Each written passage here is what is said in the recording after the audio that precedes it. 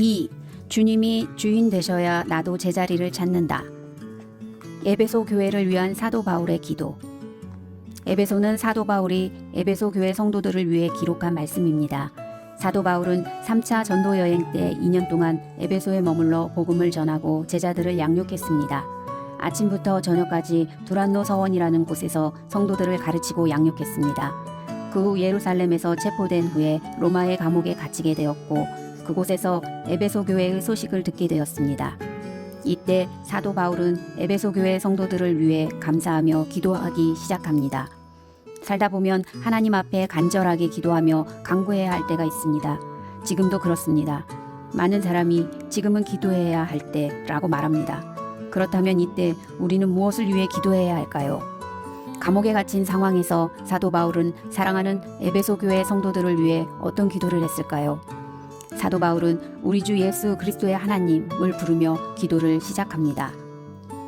우리 주 예수 그리스도의 하나님, 영광의 아버지께서 지혜와 계시의 영을 너희에게 주사 하나님을 알게 하시고. 에베소서 1장 17절. 그는 지금 에베소 교회 성도들에게 지혜와 계시의 영을 주셔서 하나님을 알게 해달라고 간구하고 있습니다. 이 말은 곧 에베소 교회 성도들이 아직 하나님을 알지 못한 채 신앙생활하고 있다는 말일 것입니다. 그들은 신약 성경 가운데 많은 책을 저술한 사도 바울의 직강을 2년 동안이나 들은 사람들이지만 여전히 하나님을 제대로 알지 못하고 있습니다. 사실 하나님을 안다는 말은 성경에 자주 등장하는 표현입니다. 특히 구약 성경 에스겔서에는 너희가 내가 여호와인 줄 알리라는 말이 70번 가까이 등장합니다. 바벨론의 포로로 끌려간 에스겔은 예루살렘 성과 성전이 파괴되기 직전에 바벨론에서 하나님의 말씀을 받아 전합니다. 그것은 바로 예루살렘이 멸망할 것이라는 메시지였습니다. 예루살렘 성전이 완전히 무너지고 하나님의 성전도 파괴될 거라는 이야기였습니다. 에스겔과 이스라엘 백성 입장에서는 하기도 어렵고 받기도 어려운 예언입니다. 그런데 이 예언을 하면서 에스겔은 바벨론의 포로로 끌려온 사람들에게 우리가 여호와를 알게 될 것이라고 말합니다. 에스겔서 23장에서 하나님은 자신이 이스라엘 백성을 애굽에서 어떻게 이끌어냈으며 광야에서 어떻게 인도했는지 말씀하십니다. 구약의 오랜 역사 속에서 계속해서 내가 너희에게 나를 계시하고 나타냈다고 말씀하십니다. 그런데도 하나님이 에스겔서를 통해 70번 가까이 내가 여호와의 의를 알 것이다 라고 말씀하신 것은 수천 년의 이스라엘 역사 속에서도 여전히 이스라엘 백성이 하나님을 알지 못했음을 보여줍니다. 이스라엘 백성은 예루살렘 성이 멸망하는 최후의 순간까지도 철저히 하나님에 대해 무지한 자들이었습니다. 에베소 교회도 마찬가지였던 듯합니다. 사도 바울이 에베소 교회를 위해 기도할 때 제일 먼저 너희가 하나님을 알게 되기를 원한다고 간구한 것은 3번의 전도여행 중에서 가장 오랫동안 머물면서 특별 양육한 그들이 여전히 하나님을 잘 모르고 있었기 때문입니다. 구약의 이스라엘 백성이나 신약의 에베소 교회 성도들 모두 자신들이 하나님을 잘 알고 있다고 생각했지만 그들 모두 지식으로만 하나님을 알고 있었던 것입니다. 하나님을 알지 못하는 것이 모든 것의 뿌리다. 사도 바울이 에베소 교회와 관련해서 들은 것은 걱정스러운 소식들이었습니다. 당시 에베소 교회에는 유대인과 이방인 사이에 갈등이 있었습니다. 공동체 가운데 음란의 문제도 있었습니다.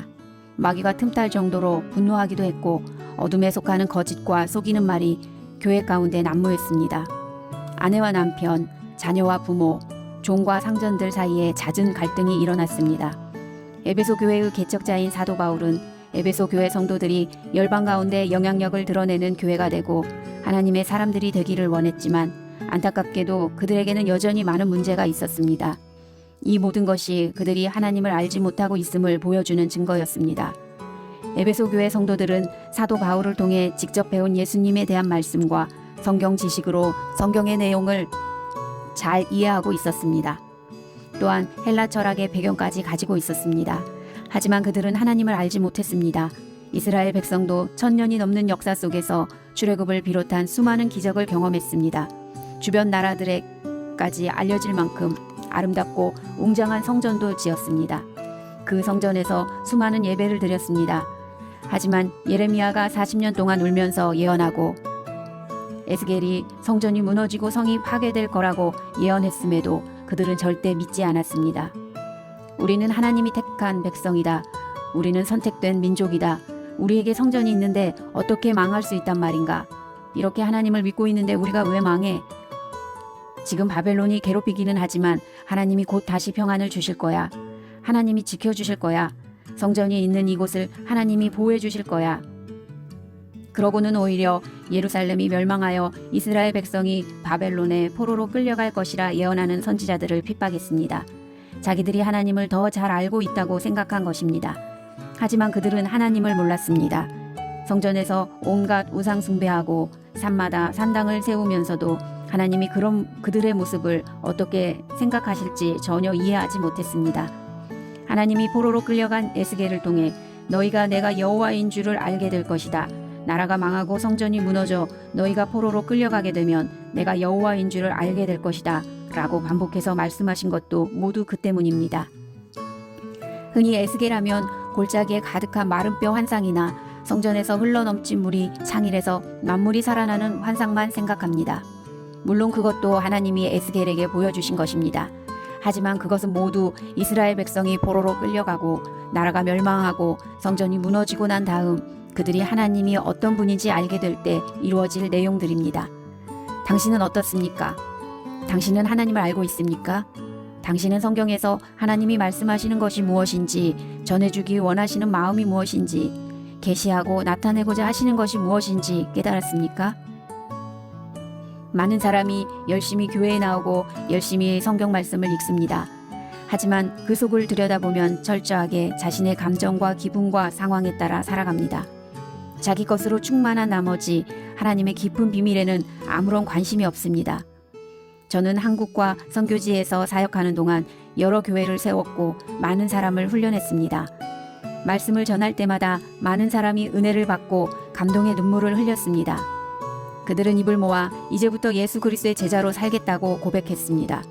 주님 뜻대로 살겠네 라며 뜨겁게 찬양했습니다. 하지만 그들 대부분 교회 문을 나서자마자 받았던 은혜들을 잊어버렸습니다. 오늘 좋았어요. 은혜 많이 받았습니다. 라는 고백이 사실은 정서적 감동인 경우가 많았던 겁니다. 예배를 통해 하나님을 만나거나 알아가지 못하고 그저 나의 감정과 정서의 위로와 힘을 얻었던 것입니다. 말씀의 감동을 받았으나 그것으로 삶을 바꾸지는 못했던 것입니다. 그렇다면 하나님을 알지 못할 때 우리에게 무슨 일이 벌어질까요? 하나님은 우리 아버지요, 우리를 지으신 분입니다. 그분은 우리의 왕이시고 우리의 주인이십니다. 그런데 그분을 알지 못하면 자기 자신이 누구인지 알지 못하게 됩니다. 결국 우리를 지으시고 우리의 주인 되시는 분이 아닌 사람들과 세상의 평가를 바탕으로 자신에 대한 병들고 일그러진 이미지를 갖게 됩니다. 정체성에 문제가 생기면 월드컵 경기에 보내는 한국인의 응원은 전 세계적으로 유명합니다. 수천 명이 붉은 옷을 입고 길거리에 모여 대한민국을 외치는 모습은 정말 장관입니다. 저도 선교지에 있을 때 그 모습을 TV를 통해 보면서 엄청난 감동을 받았습니다. 목이 터지라 대한민국을 외치는 젊은이들의 함성이 제 귀에서 오랫동안 맴돌았습니다. 그런데 어느 날 이런 생각을 해보았습니다. 우리나라의 호칭은 한국, 코리아 등 다양하게 있는데 왜 대한민국이란 호칭을 사용하는 걸까? 물론 대한민국이라는 호칭이 우리나라의 정식 국호라는 것을 저도 잘 압니다. 그러나 이는 일상에서는 많이 사용하지 않는 단어입니다. 그런데 왜 우리는 응원할 때만은 대한민국을 연호하는 것일까요? 저는 문득 우리가 대한민국을 외치는 이유가 대라는 단어에 있다는 생각이 들었습니다. 그러면서 나라의 이름에 이 단어를 붙이는 나라가 별로 없다는 것을 발견했습니다. 정말 땅덩어리가 크고 강대한 나라들은 굳이 대자를 붙이지 않습니다. 키가 큰 사람은 특별히 키높이 구두를 사서 신지 않습니다. 정말 큰 나라들은 굳이 이름에 대자를 붙일 필요가 없는 것이지요. 오히려 작은 나라들이 대자를 선호합니다. 영국, 일본, 한국 같은 나라들이 그렇습니다. 개인의 이름도 마찬가지입니다. 한국인 이름 가운데는 대자가 들어가는 경우가 많습니다.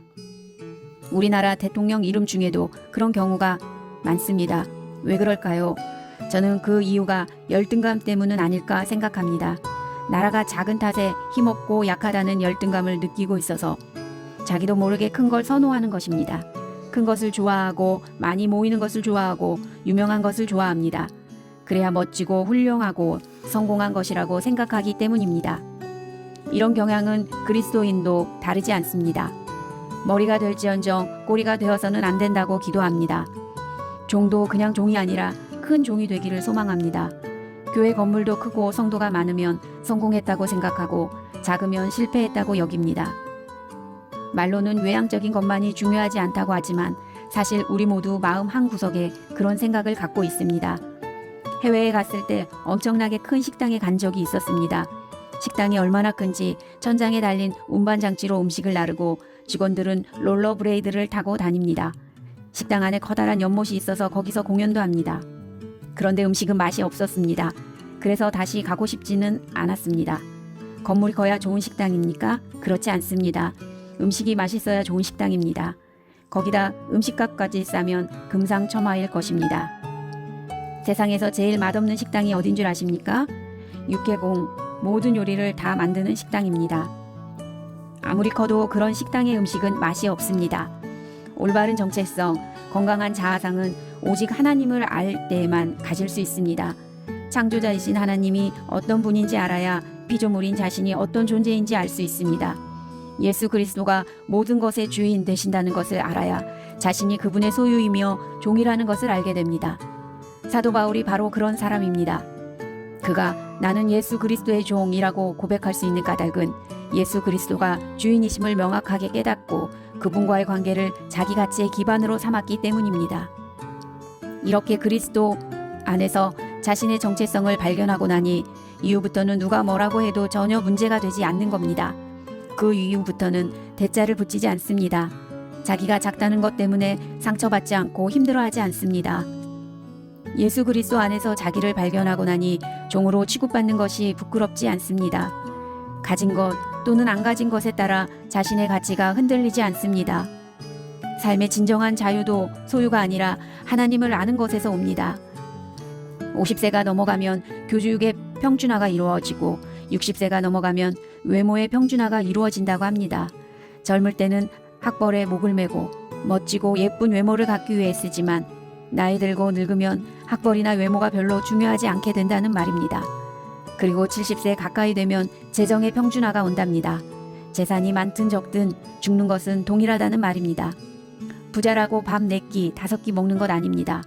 저희 아버지는 좋은 음식을 사드려도 지하 상태가 좋지 않아서 잘 드시지 못합니다. 맛도 잘 모르신답니다. 세월이 흐르면 집의 소유 여부, 집의 크기, 옷의 브랜드, 음식의 가격이 아무런 의미가 없어지는 시절이 누구에게나 찾아옵니다. 지금은 목을 맸지만 시간이 지나고 나면 그런 것들이 중요하지 않다는 것을 깨닫게 됩니다.